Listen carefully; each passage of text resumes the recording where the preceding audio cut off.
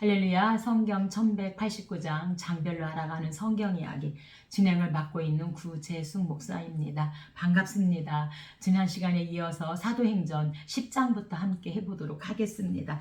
사도행전은 데오빌로 대표되는 이방인들에게 예수님의 십자가와 부활을 증거하기 위해서 기록하였고, 또 성령의 역사로 말미암는 교회의 탄생과 예루살렘부터 로마 전역으로 뻗어나가는 교회의 성장 과정을 보도하기 위해서 기록하였고, 유대인들과 이방인들에게 그리스도의 교회 복음을 변증하기 위해서 사도행전을 기록하였습니다. 지난 시간에 이어서 10장입니다. 10장은 이제 고넬료 환상입니다.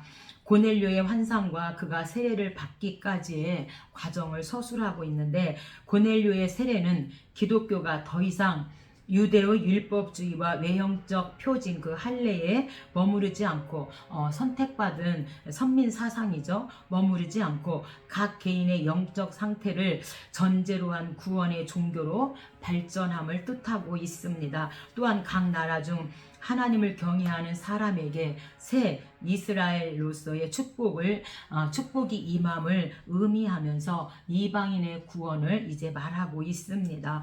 고넬료가 베드로를 청하는 1절입니다. 성경 가지고 계신 분은 저와 함께 성경을 찾아가면서 함께 은혜를 나누면 좋겠습니다. 1절입니다. 가이사라에 고넬료라는 사람이 있으니 이달리아 부데라 하는 군대의 백부장이라. 그가 경건하여 온 집안과 더불어 하나님을 경외하며 백성을 많이 구제하고 하나님께 항상 기도하더니, 하루는 제9시쯤 되어 환상 중에 밝히 보매 하나님의 사자가 들어와 고넬료야 하니, 주여 무슨 일이니까? 천사가 이르되 내 기도와 구제가 하나님 앞에 상달되어 기억하신 바가 되었으니 지금 사람들을 욥바로 보내어 베드로라 하는 시몬을 청하라. 이래서 이제 고넬료 집안이 이방인 중에서 첫 번째로 구원받는 구원의 역사가 일어나게 되어지는데, 이 고넬료의 가정은 제일 먼저 이방인이지만 하나님을 경외하였고, 또 하나님을 향한 기도를 드렸고, 그 다음에 백성들을 많이 구제함으로 말미암아 하나님께서 하나님을 경외하고 백성들을 많이 구제하는 게, 항상 기도하는 게 하나님께 상달되었다. 이러면서 이제 베드로를 찾으라고 환상을 통하여 말씀하고 있습니다. 10절입니다.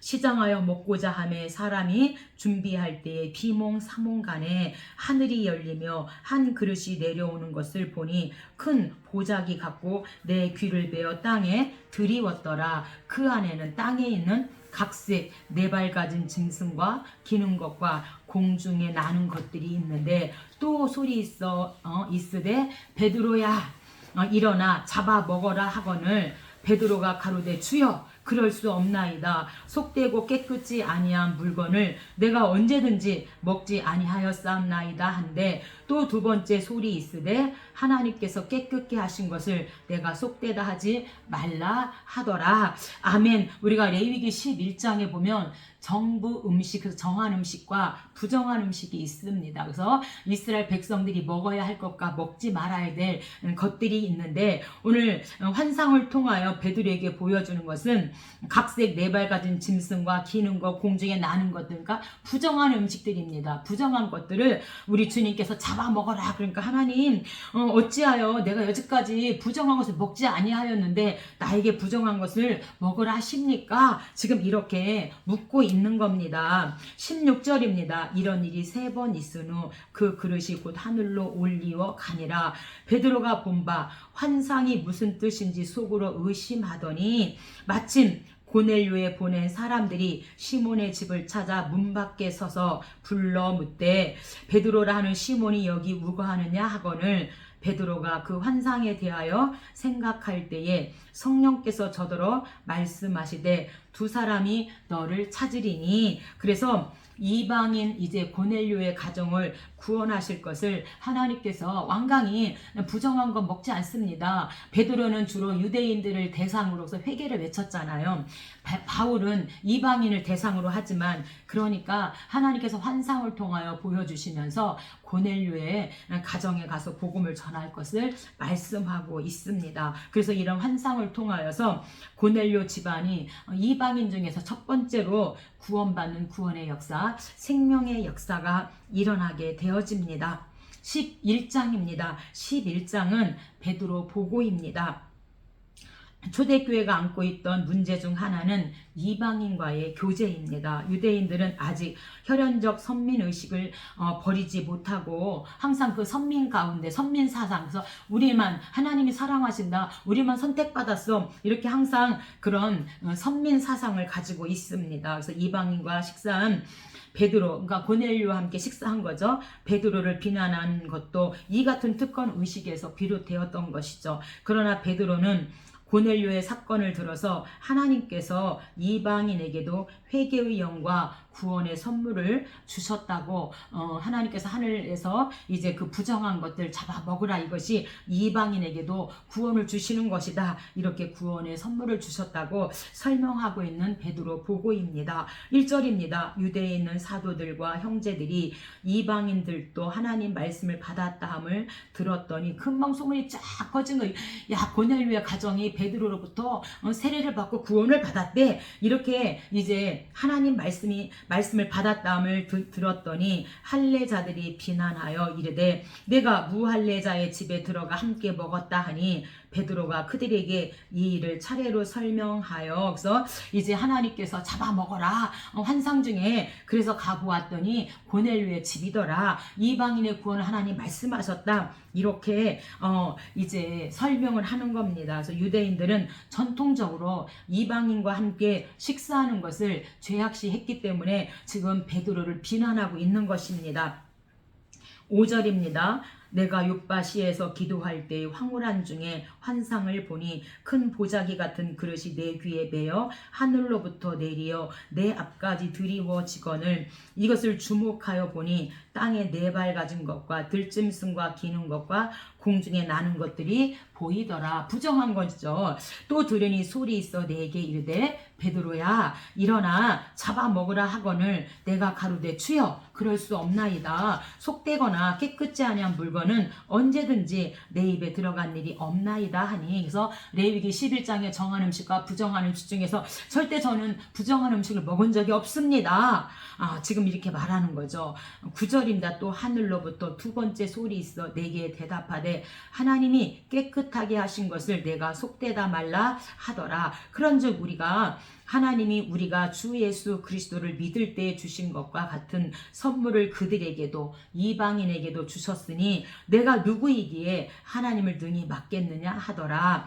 18절 그들이 이 말을 듣고 잠잠하여 하나님께 영광을 돌려 이방인에게도 생명 얻는 회개를 주셨도다 하니라. 그래서 이제 베드로 보고를 통해서 하나님께서 이방인에게도 고넬료 가정과 더불어 이방인에게도 하나님이 이제 그들을 부르시고 구원하심을 지금 말하고 있습니다. 우리가 로마서에 보면은 1, 2, 3장이 이유전, 이방인제, 유대인제, 전 인류의 지금 로마에 교회가 세워졌는데 구원의 확신이 없습니다. 그래서 바울이 이제 내가 로마에 가기를 소원한 거죠. 그래서 먼저 편지를 이제 쓰게 되어진 게 1장부터 넘어서 3장까지가 다 우리는 이방인도 유대인도 전 인류가 다 죄인이다. 그래서 4장과 5장이 예수 그리스도 우리를 위해서 십자가 피 흘려주고 예수 앞에 나오면 우리는 그 예수님이 우리의 자리를 담당하셨기 때문에 예수님을 믿음으로 우리는 구원받는다. 오직 의인은 믿음으로 말미암아 살리라 함과 같다. 근데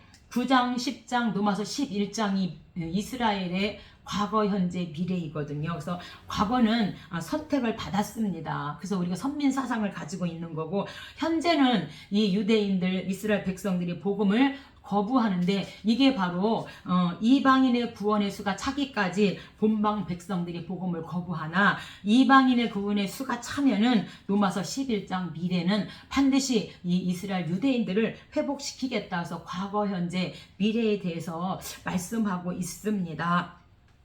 그래서 지금 이제 이방인에게도 생명 얻는 회개를 주셨도다 하니라 그랬더니 유대인들이 이제 하나님 앞에 영광을 돌렸다. 12장입니다. 12장은 이제 헤롯이 박해를 합니다. 그래서 야고보는 이제 참수형을 당하게 되어지고 베드로는 다시 감옥에 갇히게 되어지는 투옥 사건입니다. 베드로는 옥에 갇혔지만 천사의 도움으로 기적적으로 풀려납니다. 사망의 음침한 골짜기 가운데서도 사명자를 보존하시는 하나님의 손길이 확인된 것입니다. 그러나 야고보를 죽이고 베드로까지 옥에 가둔 헤롯은 결국에는 급사를 면치 못하게 되어집니다. 그의 죽음은 23절이 증거한 대로 하나님의 영광을 탈취한 죄악의 당연한 결과로 터져가지고 결국에는 죽게 되어지죠. 1절입니다. 헤롯 왕이 교회 중에서 몇 사람을 해하려 하여. 그래서 이 헤롯은요 유대인들을 환심사기 위해서 지금 교회 중에서 몇 사람들을 해하려 하였다. 2절 요한의 형제 야고보를 칼로 죽이니 참수형이죠. 유대인들이 이 일을 기뻐하는 것을 보고 베드로도 잡으려 할세. 때는 무교절 기간이라 6월절 다음 날이죠. 잡음에 옥에 가두어 군인 내식인 네페에게 맡겨 지키고 6월절 후에 백성 앞에 끌어내고자 하더라. 헤롯이 영광을 하나님께 돌리지 아니하므로 주의 사자가 곧 친히 벌레에게 먹혀 죽으니라. 24절 하나님의 말씀은 흥황하여 더하더라. 그래서 야고보가 참수형을 당하고 베드로가 감옥에 갇히고 했다 할지라도 오히려 그런 사건 때문에 더 하나님의 말씀은 흥황하여 더하더라. 이렇게 말씀하고 있습니다. 그래서 하나님 말씀에 기초한 이 기독교가 이제 흥황하였음을 보여주고 있는, 그래서 1장부터 12장까지가 베드로의 사역을 말하고 있는데, 베드로는 이제 유대인들을 대상으로 했기 때문에 회개하라, 회개를 외치고 성령이 충만하니까, 베드로가 성령 받기 전에는 예수님을 3번씩 부인하고 예수님이 이제 승천하시니까 고기 잡으러 갔는데 성령 충만 받으니까 이렇게 한 번씩 말씀을 전할 때 3,000명, 5,000명씩 회개하고 돌아오는 엄청난 베드로를 통해서 구원의 역사, 생명의 역사, 또 유대인들의 회개의 역사가 일어난 것을 우리가 성령의 역사를 통해서 볼 수가 있고, 오늘 저와 여러분도 성령 충만 받았기 때문에 하나님의 영광을 위해서 하나님이 기뻐하는 것은 무엇일까? 저같이 연약한 사람도 하나님이 기뻐하는 것이 무엇일까? 이렇게 이 자리에 쓰게 되어졌습니다. 13장입니다. 13장부터 28장까지는 이제 바울의 사역입니다. 그래서 바울이 1차, 2차, 3차 전도 여행을 통해서 열세 권을 이제 기록하게 되어지죠. 그리고 교회들이 세워지게 되어집니다. 13장입니다. 13장은 1차 전도입니다. 그래서 바울과 바나바가 이제 마가 요한을 보조자로 데리고 이제 1차 전도를 갈라디아 지역으로 떠나게 되어집니다. 본장에서 바울과 바나바의 1차 전도 여행을 다루고 있습니다. 그는 구브로 섬을 거쳐서 안디옥에 이르게 되어지는데, 수리의 안디옥, 비시디의 안디옥이 갈라디아입니다. 그래서 우리가 갈라디아서의 말씀이죠. 이 전도 여행의 특징은 이적과 설교를 통해 하나님을 증거하는 것이었고, 특히 16절로 41절에 나타나는 바울의 설교는 다윗 언약의 성취자로 오신 예수님과 그를 통한 죄의 용서를 증거하고 있습니다. 바울은 성령의 지시에 의해서 감격의 전도 여행을 시작하게 되어지고, 바울과 바나바는 보조자 마가 요한을 데리고 안디옥을 출발하게 되어지는 1차 전도입니다. 그래서 1차 전도 여행은 AD 47년에서 49년서 약 1년 6개월 동안 이제 BCD 안디옥, 수리아 안디옥에서 이렇게 이제 복음을 전함으로 세워진 교회가 갈라디아 교회, 갈라디아서입니다. 그래서 이 이제 1차 전도 여행의 코스는 구브로, 베가, 비시디아, 안디옥, 이고니온, 루스드라, 더베. 그래서 이제 구브로 섬에서 출발해가지고 수리아 안디옥, BCD 안디옥, 다시 수리아 안디옥으로 약 1년 6개월의 이제 전도 여행을 하게 되어지는 갈라디아 교회입니다. 이 구브로 섬은요, 많은 유대인들이 거주하고 있고 원로원 통치 아래 총독이나 지방 장관이 다스리는 곳이 구브로 섬이었고 복음과 무속 신앙의 마찰이 있는 곳이고 바나바와 마가 요한의 고향이 바로 구브로 섬입니다. 그래서 이제 수리아 구브로에서 배 타고 이제 수리아 안디옥으로 가게 되어지는데 이 수리아 안디옥은 교통의 중심지입니다. 1절입니다. 안디옥 교회의 선지자들과 교사들이 있으니 곧 바나바, 시몬, 루기오, 마나엔 및 사울이라. 주를 섬겨 금식할 때에 성령이 이르시되 바나바와 사울을 따로 세우라. 이에 금식하며 기도하고 두 사람에게 안수하여 보내니라. 두 사람이 성령의 보내심을 받아 실루기아에 내려가 거기서 배 타고 구브로에 가서 살라미에 이르러 하나님의 말씀을 유대인의 여러 회당에서 전할세 마가 요한을 수행원으로 두었더라. 그래서 이렇게 1차 전도를 이제 구브로에서 배 타고 떠나게 되어집니다. 46절입니다. 바울과 바나바가 담대히 말하되 하나님의 말씀을 마땅히 먼저 너희에게 전할 것이로되 너희가 그것을 버리고 영생을 얻기에 합당하지 않은 자로 자처하기로 우리가 이방인에게로 향하노라. 그래서 바울의 전도는 13장부터 28장까지 이방인을 대상으로 합니다. 그래서 주 예수를 믿으라. 그리하면 너와 내 집이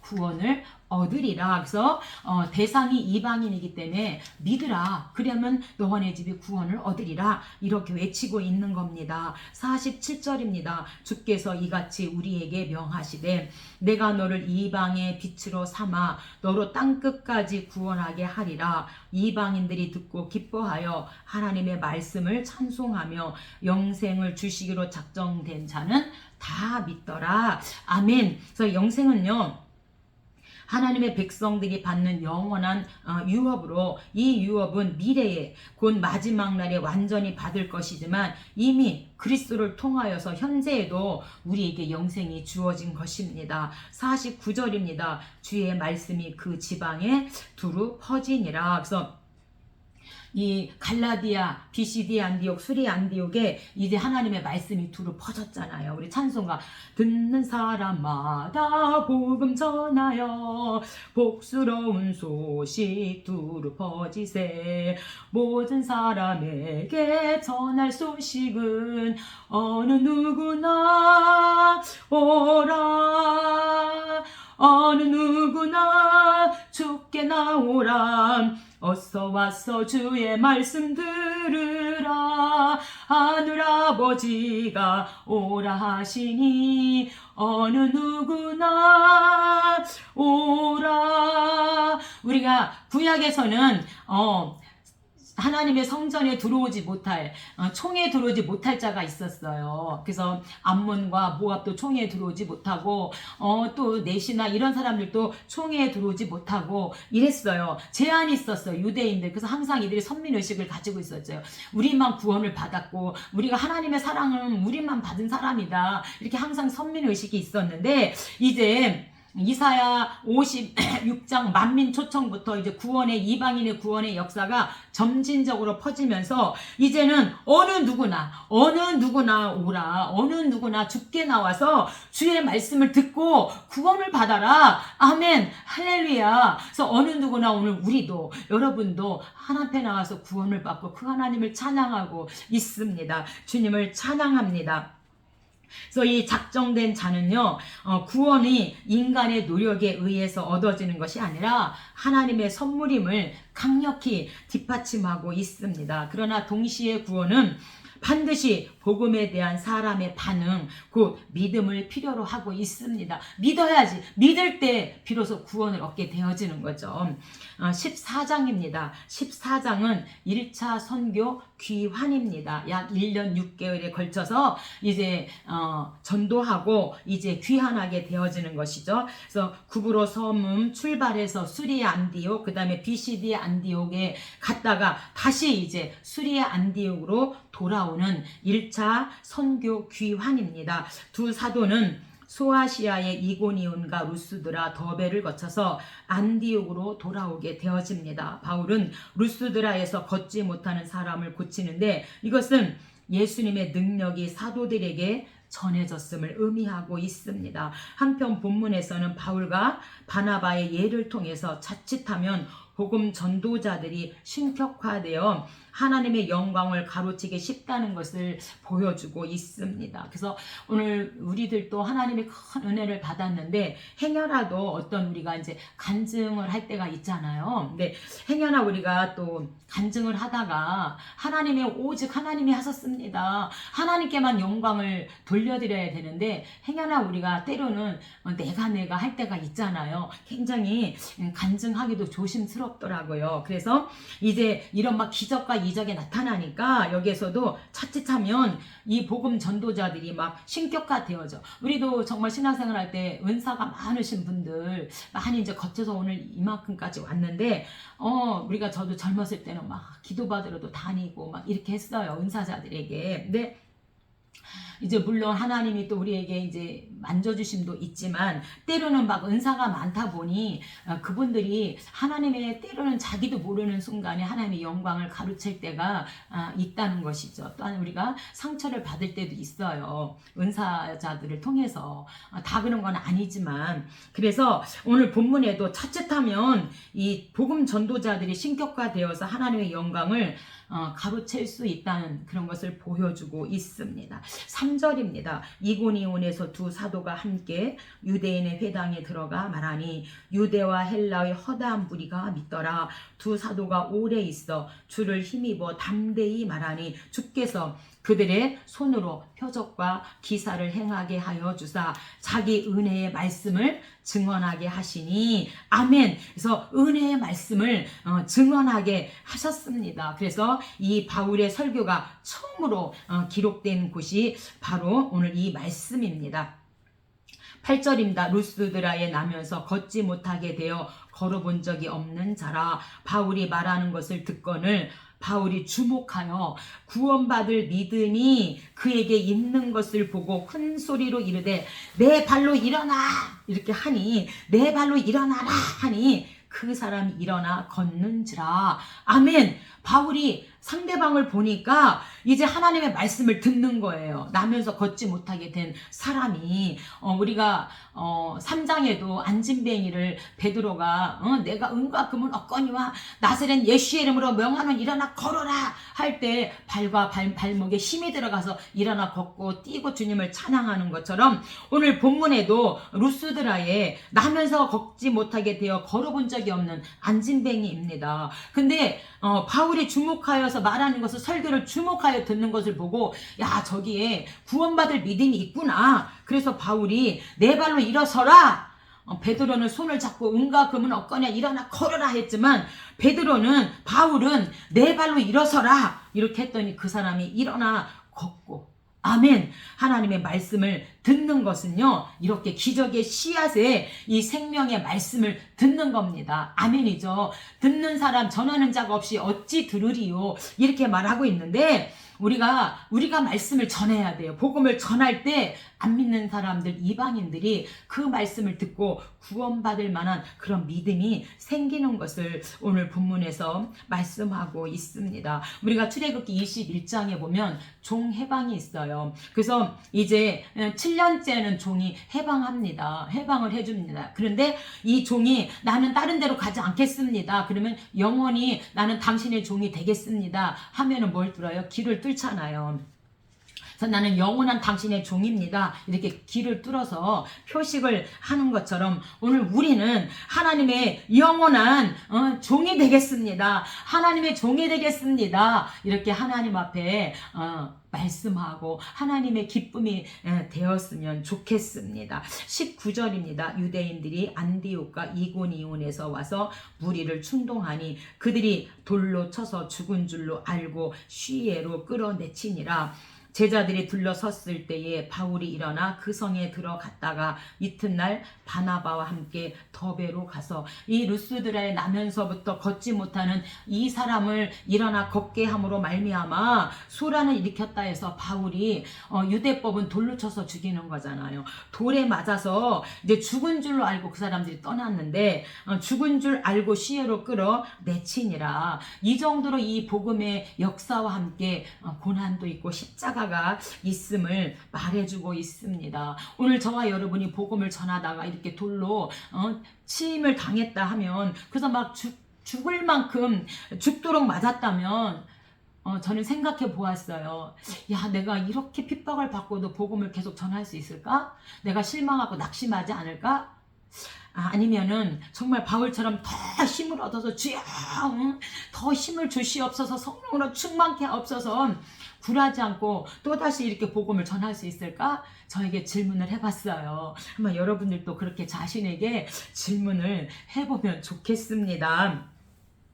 근데 이 바울은요, 21절 복음을 그 성에서 전하여 많은 사람을 제자로 삼고 루스드라와 이고니온과 안디옥으로 들어가서 제자들의 마음을 굳게 하여 이 믿음에 머물러 있으라 권하고, 우리가 하나님의 나라에 들어가려면 많은 환난을 겪어야 할 것이라 하고, 거기서 배 타고 수리의 안디옥에 이르니 이곳은 두 사도가 이룬 그 일을 위하여 전에 하나님의 은혜에 부탁하신 곳이라. 복음을 전하다 이렇게 죽도록 매맞고도 다시금 어디로 갔다는 거예요. 이튿날 바나바와 함께 더베로 가서 루스드라, 이고니온, 안디옥으로 돌아와서 다시 이제 배 타고 수리아 안디옥으로 1년 6개월 만에 1차 전도 여행을 마치고 돌아옵니다. 그래서 세워진 교회가 갈라디아 교회, 갈라디아서입니다. 그래서 갈라디아서는 13장, 사도행전 13장과 14장에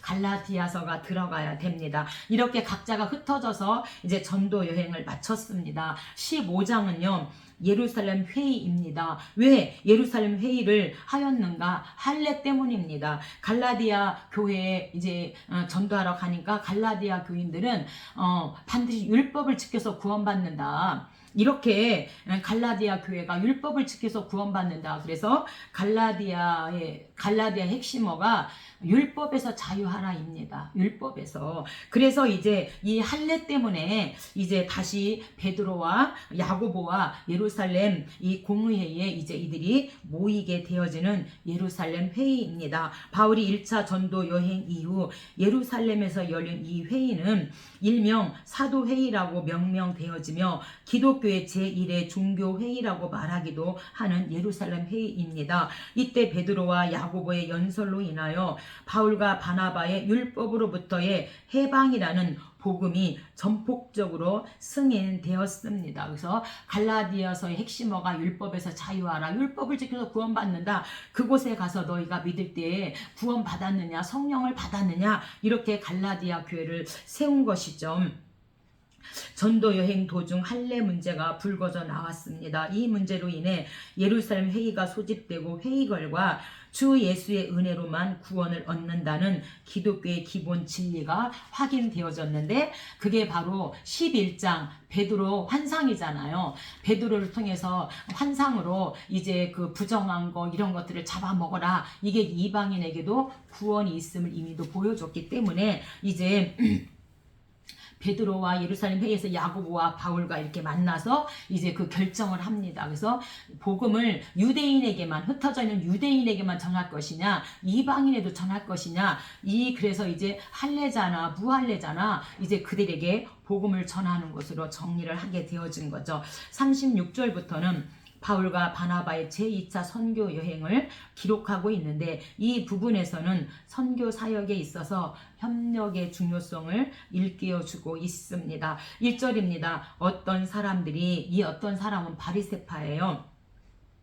유대로부터 내려와서 형제들을 가르치되 너희가 모세의 법대로 할례를 받지 아니하면 능히 구원을 받지 못한다 하니, 바울 및 바나바와 그들 사이에 적지 아니한 다툼과 변론이 일어난지라 형제들이 이 문제에 대하여 바울과 바나바와 및 그 중에 몇 사람을 예루살렘에 있는 사도와 장로들에게 보내기로 작정하니라. 그래서 이방인들은 구원이 없어요. 모세의 법대로 할례 받지 아니하면 능히 구원을 받지 못하고 율법을 지켜서 구원을 받는다. 그래서 갈라디아 교회가 율법에서 자유하라 이잖아요. 이런 사건 때문에 이들이 예루살렘 회의에 모인 거죠. 그래서 이 할례 때문에 적지 않은 변론이 있었다. 5절입니다. 바리새파 중에 어떤 믿는 사람들이 일어나 말하되 이방인에게 할례를 행하고 모세 율법을 지키라 명하는 것이 마땅하다 하니라. 사도와 장로들이 이 일을 의논하러 모여 많은 변론이 있은 후에 베드로가 일어나 말하되 하나님이 이방인들로 내 입에서 복음의 말씀을 들어 믿게 하시려고 오래전부터 너희 가운데서 나를 택하시고 사도행전 11장 베드로 보고 부정한 짐승 잡아먹으라. 이게 오래전부터 너희 가운데서 나를 택하시고 그들이 우리와 동일하게 주 예수의 은혜로 구원을 받은 줄을 믿노라 하니라. 이렇게 이제 베드로가 정리를 해줍니다. 13절 말을 마침에 야고보가 예수님의 친동생이죠. 대답하여 내 의견에는 이방인 중에서 하나님께로 돌아오는 자들을 괴롭게 하지 말고 다만 우상의 더러운 것과 음행과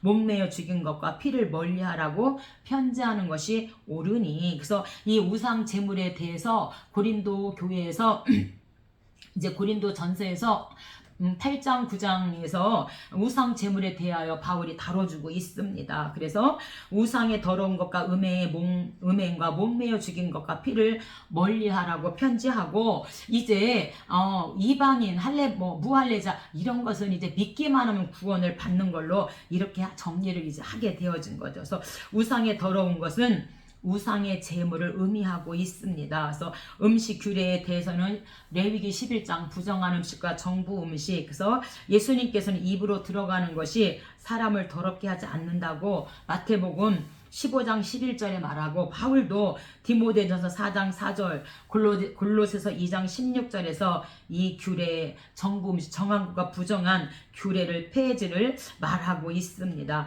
여기서 유대인과 이방인이 한 교회를 이루었으며 상대방의 양심을 보호하기 위하여 사랑 가운데서 그 자유를 자제하도록 합의를 하게 되어지는 예루살렘 회의입니다. 또 목매어 죽인 것은 왜 먹지 말아야 하는가? 그 속에 피가 남아있기 때문에 이 고기 먹는 것, 그 다음에 피 먹는 것으로 취급하기 있기 때문에, 그래서 레위기 17장이 피 규례이잖아요. 그래서 피를 먹는 것은 이제 생명을 먹는 거기 때문에 피를 멀리하라 이렇게 말하고 있다는 것이죠.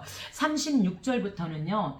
바나바와 바울이 이제 갈라서게 되어집니다. 왜 그런가? 며칠 후에 바울이 바나바더러 말하되 우리가 주의 말씀을 전한 각 성으로 다시 가서 갈라디아 교회죠. 수리아 안디옥 비시디 안독에 다시 가서 형제들이 어떠한가를 방문하자 하고 바나바는 마가라는 요한도 데리고 가고자 하나 그걸 원하지 않았어요. 왜? 마가 요한이 처음에 수행원으로 따라가다가 겁나가지고 다시 돌아오게 되잖아요. 같이 합류를 하지 못했기 때문에 바울은 다시 그 자리에 갈 자격이 없다. 이렇게 말하고 이 바나바는 아니다. 그래도 데리고 가자. 이래서 크게 다투고 갈라지게 되는 겁니다. 38절 바울은 밤빌리아에서 자기들을 떠나 함께 일하러 가지 아니한 자를 데리고 가는 것이 옳지 않다 하여 마가 요한을 일하지 않은 그래서 복음 전하지 않은 자를 데리고 가는 건 옳지 않다 하여 서로 심히 다투어 피차 갈라서니 바나바는 마가를 데리고 배 타고 구브로로 가고 구브로가 바나바와 마가 요한의 고향이니까 바울은 신라를 택한 후에 수리아와 길리기아로 다니며 교회들을 견고하게 하니라. 그래서 이들이 왜 심히 다투었는가? 바울과 바나바가 서로 심한 언쟁을 벌이게 된 것은 마가 요한, 마가복음을 기록한 마가 때문입니다. 1차 전도 여행 때 마가는 전도 여행 도중에 예루살렘으로 돌아가게 되어지죠. 그래서 그가 왜 그렇게 했는지에 대해서는 정확하게 알 수는 없으나 어쨌든 겁이 많았어. 다시 돌아갔다 이런 말도 있는데 아무튼 이 문제를 두고 바울과 바나바는 서로 의견 대립으로 이제 갈라서게 되어진 것이죠. 16장입니다. 16장부터 18장까지가 바울의 2차 전도 여행입니다. 그래서 16장은 빌립보 교회, 빌립보 사역입니다. 그래서 빌립보 지역에 가서 복음을 전하다가 이제 감옥에 갇히게 되어져요. 점치는 귀신을 이제 내쫓아 줌으로 말미암아. 그래서 2차 전도 여행은 이제 약 3년에 걸쳐서 2차 전도 여행을 하는데 빌립보, 데살로니가, 베레아, 아덴, 그다음에 고린도. 그래서 고린도에서 1년 6개월, 18개월 동안 고린도에서 말씀 강론을 해요. 아덴에서 막 철학적으로 막 아덴이야 하면서 막 철학적으로 복음을 전했더니 몇 사람밖에 구원을 얻지 못해요. 그러니까 이제 사람의 지식으로 하는 게 아니구나. 이래서 이제 바울이 깨닫고 고린도에 가서는 오직 성령에 이끌려 성령의 말하게 하심에 따라서 전도를 하고 말씀 강론해서 세워진 교회가 고린도 교회입니다. 그래서 빌립보, 데살로니가, 베레아, 아덴, 고린도 이렇게 2차 전도는 3년에 걸쳐서 2차 전도 여행을 하게 되어집니다. 바울은 요한 마가를 대동하자는 바나바와 작별하고 신라를 데리고 남갈라디아에 세워진 교회들을 찾아갑니다. 루스드라에서 디모데라 하는 청년이 이제 선교 여행에 가담하게 되어지고 거기서 드로아로 가서 누가와 동행을 하게 되어지죠. 그 후 바울은 하나님께서 주신 환상에 의해 유럽의 마게도냐 땅으로 부름을 받았고 이로 인하여 유럽 대륙의 사도의 활동이 시작되어진 것입니다. 이후 바울 일행의 눈부신 활동으로 크고 작은 교회들이 창설되어지는 게 빌립보 교회, 데살로니가, 베레아, 아덴, 고린도 교회들입니다.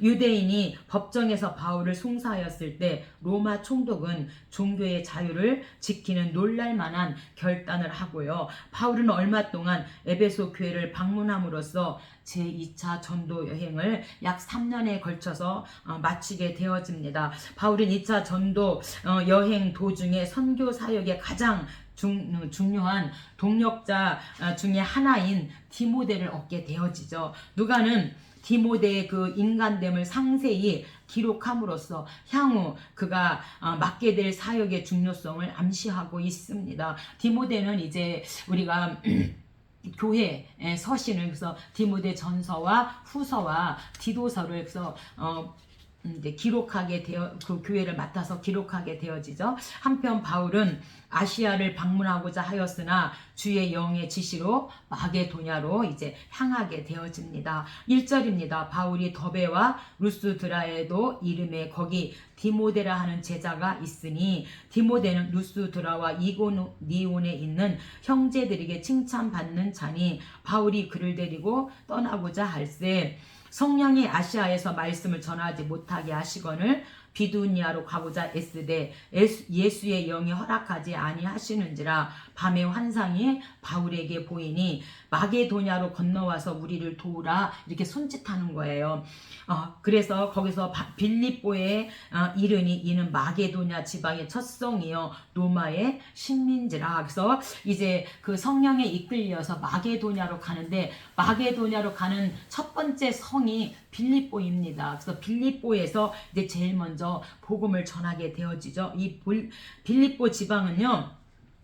알렉산더의 아버지 이름을 따서 명명한 도시로서 마게도냐 지방에서 가장 큰 성읍, 마게도냐 첫 성읍, 가장 큰 성읍이 바로 빌립보 지방입니다. 이 빌립보는요, 지방은 로마의 식민지로 승격되었고 황제의 직속하에 이 빌립보 지방을 두었고 해안과 육로를 연결하는 교두부이고 농업과 상업의 중심지이고 루디아 집에서 이제 빌립보 교회가 시작되어집니다. 13절입니다. 안식일에 우리가 기도할 곳이 있을까 하여 문밖 강가에 나가 거기 앉아서 모인 여자들에게 말하는데 두아디라 시에 누디아라 하는 한 여자가 말을 듣고 있을 때 주께서 그 마음을 열어 바울의 말을 따르게 하신지라. 그래서 자주장사 루디아 집에서 이제 빌립보 교회가 시작되어지는 것이죠. 그래서 루디아는요, 이제 그 소아시아 지방의 두아디라, 그래서 우리가 계시록 2장 3장에서 버두 사빌라, 그래서 에베소, 서머나, 버가모, 두아디라, 사대, 빌라델비아, 라오디게아, 이렇게 소아시아 7교회에 있는데 두아디라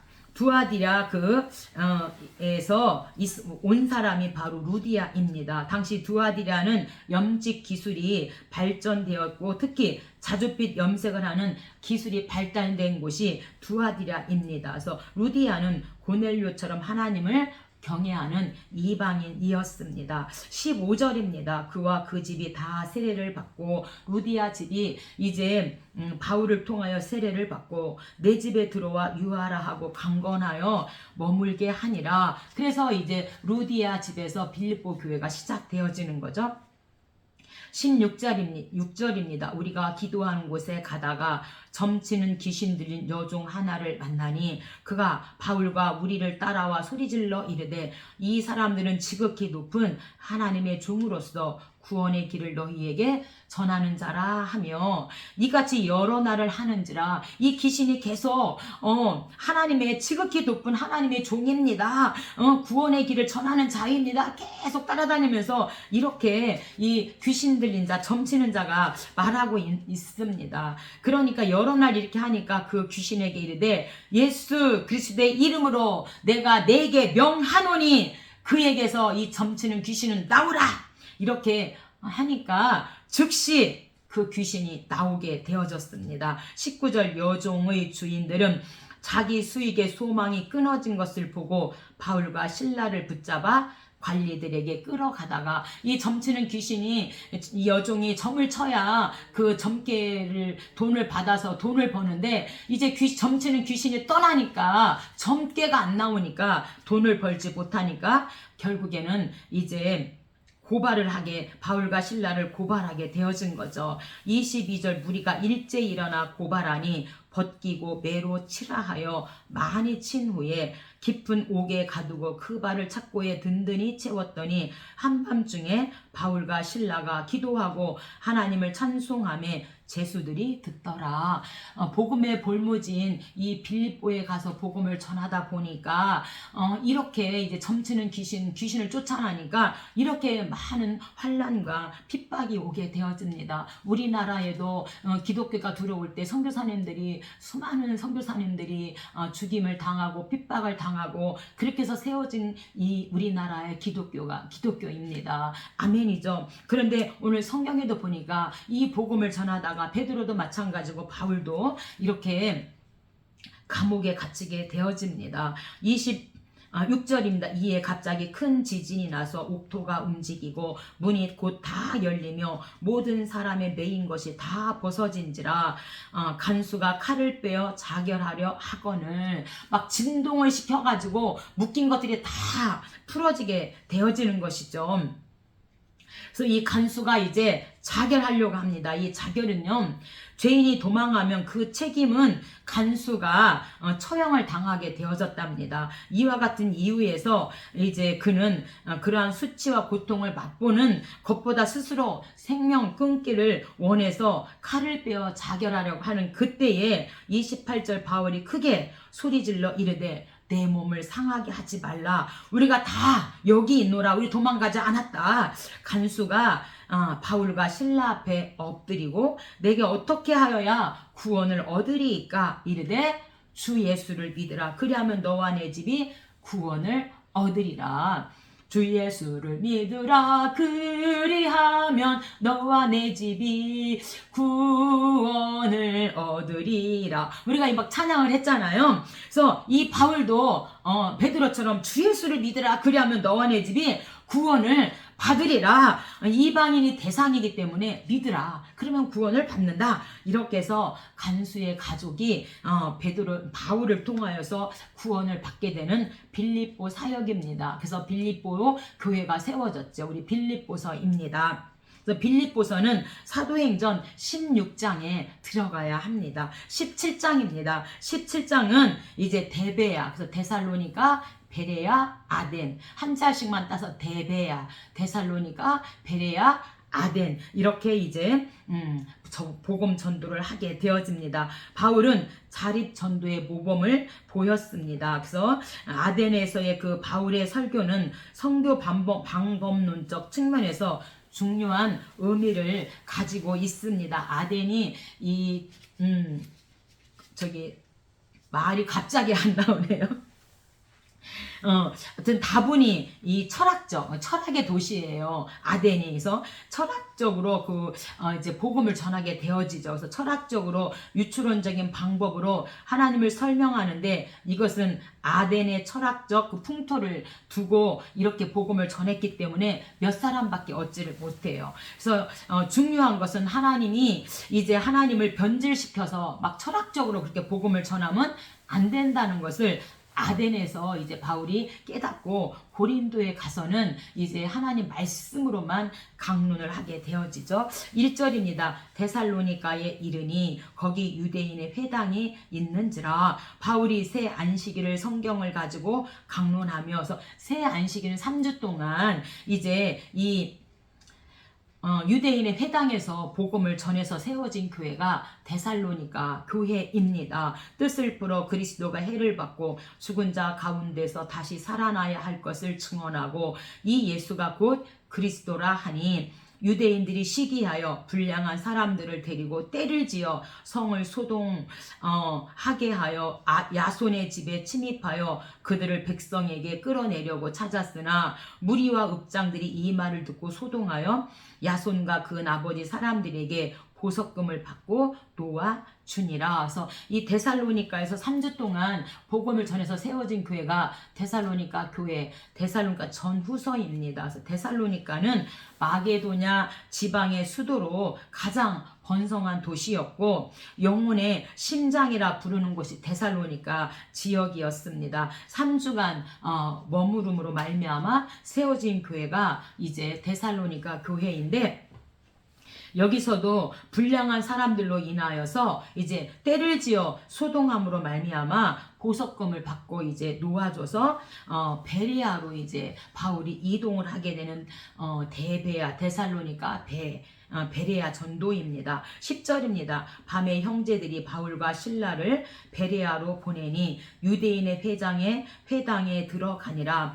베레아에 있는 사람들은 너그러워서 간절한 마음으로 말씀을 받고 날마다 성경을 상고함으로 그 중에 믿는 사람이 많고 데살로니가에 있는 유대인들은 바울이 하나님의 말씀을 베레아에서도 전하는 줄을 알고 무리를 움직여 소동하게 하거늘. 그래서 이 이단들은요 잘못된 말씀을 가지고 사람들을 미혹하잖아요. 우리는 생명의 말씀으로 수많은 영혼들을 살려야 되는데 정말 요즘에 저희도 전도를 매주 수요일날 이제 전도를 하는데 신천지하고 하나님의 교회가 너무도 극성스럽게 막 전도를 하고 있잖아요.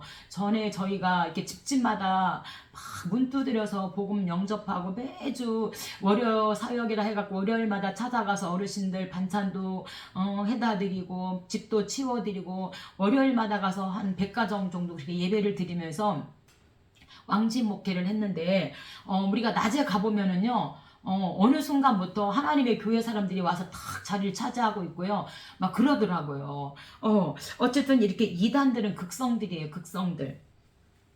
14절 형제들이 바울을 내보내어 바다까지 가게 하되 실라와 디모데는 아직 거기 머물더라. 그래서 이 베레아 사람들은 신사적이어서 하나님의 말씀이 그러한가 아니한가 이렇게 하나님의 말씀을 상고했다는 거예요. 데살로니가 교회 사람들은 3주 동안 있을 때 막 소동을 일으켜서 막 그렇게 했는데 베레아 사람들은 그러한가 아니한가 하나님 말씀을 상고하면서 신사적으로 그렇게 하나님 말씀을 받았다. 이 베레아는 마게도냐 평원 남방향에 있는 데가 베레아고요. 다른 지역에 비해서 비교적으로 이 복음 전도가 순탄했던 곳이 베레아 지역입니다. 아덴입니다. 대베아, 데살로니가, 베레아, 아덴. 2차 전도는 빌립보, 데베아, 데살로니가, 베레아, 아덴, 고린도까지 이렇게 약 2차 전은 3년에 걸쳐서 지금 전도 여행을 하고 있습니다. 아덴 전도입니다. 16절입니다.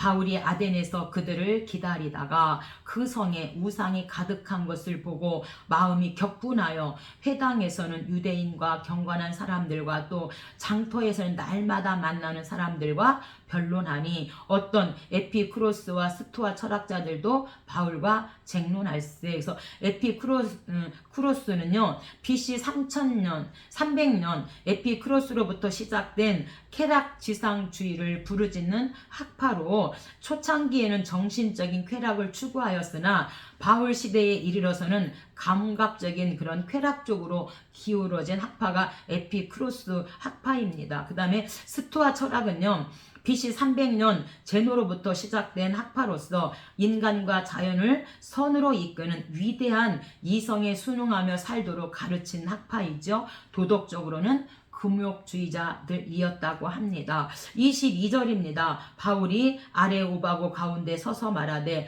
아덴 사람들아 너희를 보니 종교심이 많도다. 그래서 아레오바고 아테네의 종교인데 도덕에 관한 그런 문제를 강론하고 재판하는 그런 장소인데 거기에 서서 아덴 사람들아 내가 너희를 보니 종교심이 많도다 이렇게 철학적으로 접근을 해서 복음을 전했다고 하는 것입니다. 23절입니다. 내가 두루 다니며 너희가 위하는 것들을 보다가 알지 못하는 신에게라고 새긴 단도 보았으니 내가 너희에게 알게 하리라. 너희 시인 중 어떤 사람들의 말과 같이 우리가 그의 소생이라 하니. 그래서 이 얼마나 이 아덴에는 신이 많은지 이름 모를 이들이 알지 못하는 신까지도 있어서 알지 못하는 그런 색인 단에도 이들이 우상 숭배를 했다는 것이고요. 그의 소생이라고 하는 것은 아테네 사람들은 자신들이 제우스에게서 생겨났다고 믿었다는 것이죠. 그래서 길르기야, 아라투스, 무시아의 그 클레안데스가 제우스를 찬미하는 시 중에 이 그의 소생이라고 하는 구절이 있다고 합니다. 그 정도로 이들이 우상의 도시가 바로 아덴이고 철학의 도시였다는 것이죠. 30절 알지 못하던 시대에는 하나님이 간과하셨거니와 아멘. 이제는 어디든지 사람에게 다 명하사 회개하라 하셨으니. 그래서 이제는 알지 못할 때 복이 두르지 않았을 때는 양심의 심판을 하시고 넘어갔다는 거예요. 우리가 피가 있으면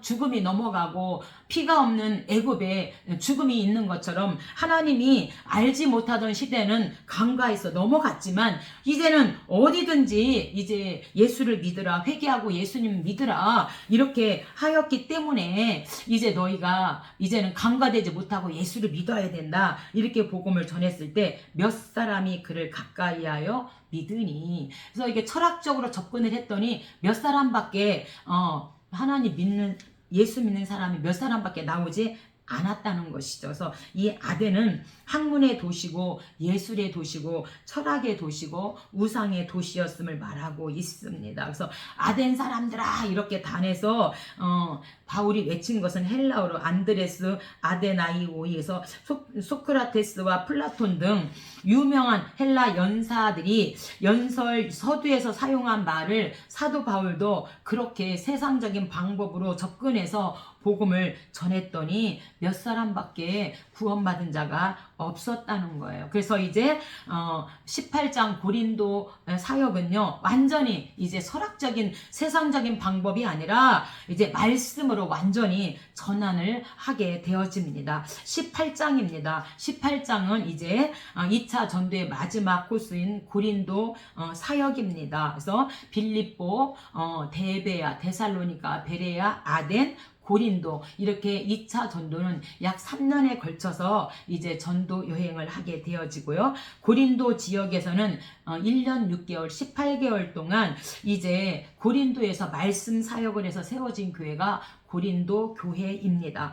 바울이 고린도 지방에 복음을 전파할 즈음 여러모로 좋지 않은 그런 상황이었으나 실라와 디모데의 합류 그리고 아굴라와 브리스길라 같은 부부 같은 조력자의 도움으로 이제 괄목할 만한 성과를 거두게 되어집니다. 이후 바울은 여러 곳을 거쳐서 안디옥에 도착함으로써 2차 전도 여행을 종결하게 되어집니다. 1절입니다. 그 후에 바울이 아덴을 떠나 고린도에 이르러 안식일마다 회당에서 강론하고 유대인과 헬라인을 권면하니라. 실라와 디모데가 마게도냐로부터 내려오매 바울이 하나님 말씀에 붙잡혀 유대인들에게는 예수는 그리스도라 밝히 증언하니. 그래서 이제 이 고린도 지역에서는 18개월 동안 이제 예수는 그리스도라 이렇게 말씀 강론을 하게 되어지는데, 이 고린도 지역은요 국제적인 항구 도시고 온갖 부패와 비행들이 만연한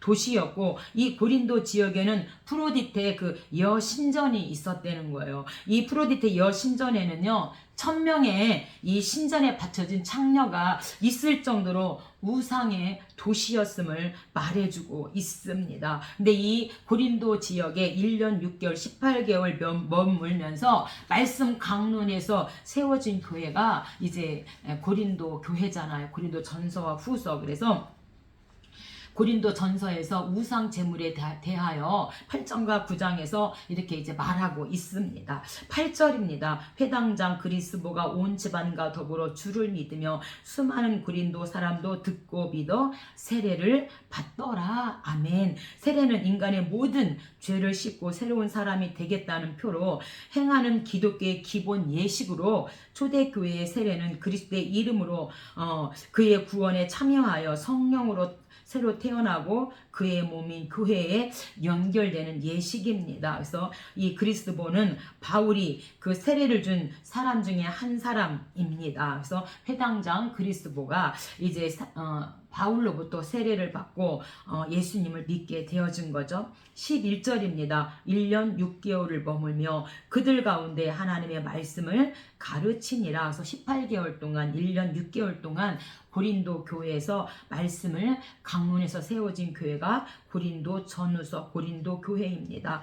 18절 바울은 더 여러 날 머물다가 형제들과 작별하고 배 타고 수리아로 떠나갈새 갈라디아와 부르기아 땅을 차례로 다니며 모든 제자를 굳건하게 하니라. 그래서 이제 2차 전도 여행을 마치게 되어지셔서 이제 마게도냐 첫성 빌립보, 그 다음에 데베아, 데살로니가, 베레아, 아덴, 그리고 이제 고린도에서 약 3년에 걸친 전도 여행을 마치게 되어집니다. 여기까지 하고 다음 시간에 함께 하도록 하겠습니다. 감사합니다.